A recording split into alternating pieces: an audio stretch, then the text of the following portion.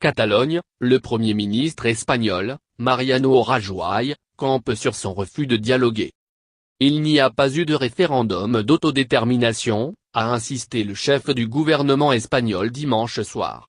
Depuis son arrivée au pouvoir, il est opposé à toute renégociation des relations entre le pouvoir central et les régions. Ce qui a eu lieu n'est ni un référendum ni une consultation et n'aura aucun effet. Mariano Rajoy réagissait ainsi au scrutin convoqué par le gouvernement catalan. Le 9 novembre 2014. La question était déjà celle de l'indépendance.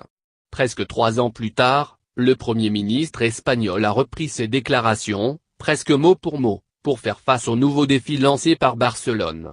Il n'y a pas eu de référendum d'autodétermination, a-t-il insisté, dimanche soir 1er octobre, depuis sa résidence de la Moncloa. Depuis qu'il est arrivé au pouvoir, en 2011, Rajoy a toujours répété qu'il s'opposerait fermement à toute réforme de la Constitution de 1978 et à renégocier les relations entre le gouvernement central et les 17 communautés autonomes.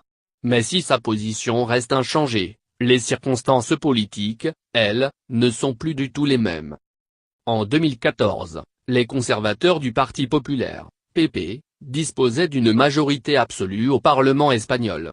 2 élections plus tard, en décembre 2015 et juin 2016, ils gouvernent mais en minorité. Dans son bras de fer avec le gouvernement de Carles Puigdemont, le Premier ministre espagnol n'a trouvé d'autre allié, hormis les centristes anti-indépendantistes de Ciudadanos, que Pedro Sánchez, le chef de file des socialistes avec lequel il ne s'est jamais entendu et qui a maintes fois demandé sa démission. Dimanche soir, Sánchez, lui-même fragilisé au sein de son propre parti, le PSOE, n'hésitait pas à critiquer Rajoy, qu'il a jugé responsable au même titre que Puigdemont des débordements policiers. Il n'y a rien de pire pour aborder un problème que de ne rien faire, ajoutait Sánchez. Tout ce qui s'est passé était largement prévisible, estime Pablo Simón, politologue du think tank Politico. L'image du gouvernement est sérieusement entamée. Le Premier ministre est tombé dans le piège des indépendantistes, ajoute Simón, mais il n'avait pas trop le choix après la décision du Parlement catalan d'approuver la loi de déconnexion. Votée le 7 septembre, elle prévoit la rupture immédiate avec l'Espagne si le oui l'emporte au référendum. Dans son allocution, Rajoy s'est montré disposé à renouer le dialogue. Mais avec qui? Car pour lui, ni Puigdemont ni Oriol Junqueras, le vice-président du gouvernement catalan et leader de la gauche républicaine de Catalogne, ne sont maintenant des interlocuteurs légitimes.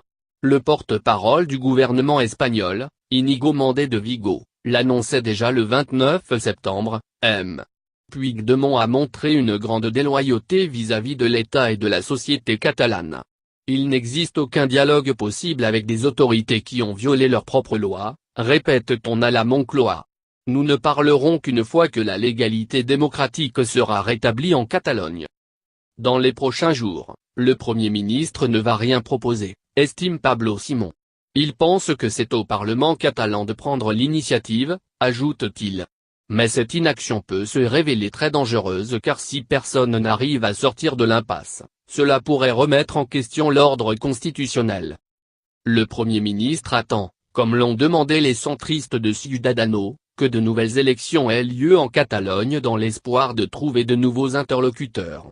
Si Puigdemont a déjà annoncé qu'il ne se représenterait pas, les sondages prévoient la victoire des républicains de gauche de Junqueras.